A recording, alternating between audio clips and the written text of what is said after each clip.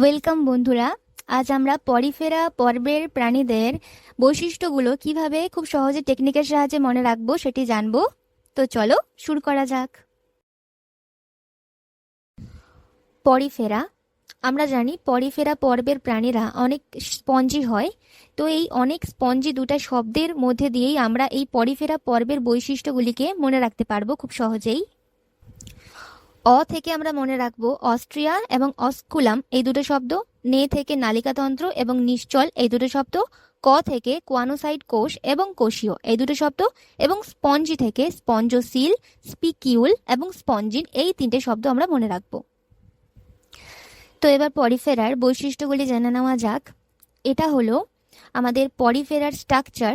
তো প্রথমেই যেটা জানার যে পরিফেরা অসংখ্য কোষ দ্বারা নির্মিত হলেও কোনো কলা বা টিস্যু গঠন করে না, কোনো অঙ্গ বা তন্ত্রও গঠন করে না, শুধুমাত্র কোষেই সীমাবদ্ধ থাকে। তার মানে এই পরিফেরা কোষীয় হয়।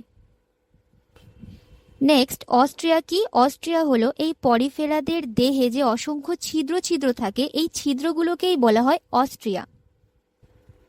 নেক্সট, নালিকাতন্ত্র।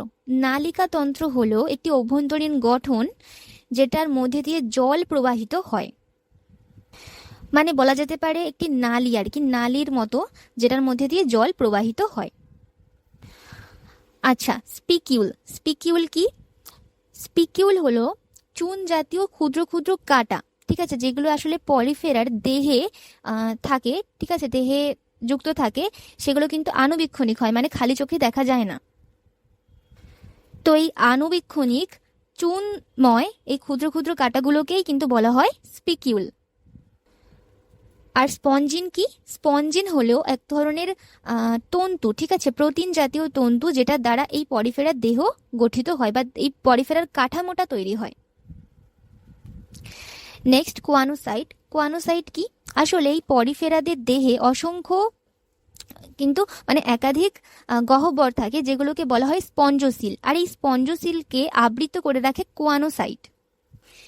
নেক্সট, অ্যাসকুলাম। অ্যাসকুলাম কি? এই পরিফেরা পর্বের প্রাণীদের একদম শীর্ষ প্রান্তে অর্থাৎ মাথার কাছে কিন্তু বড় বড় ছিদ্র থাকে বা গহ্বর থাকে, যেগুলোর দিয়ে এই সংবহন তন্ত্র দিয়ে জল যে প্রবাহিত হয়ে বেরোয়, ঠিক আছে, এটাকেই বলা হয়, এই বড় বড় গহ্বরগুলোকেই বলা হয় অস্কুলাম।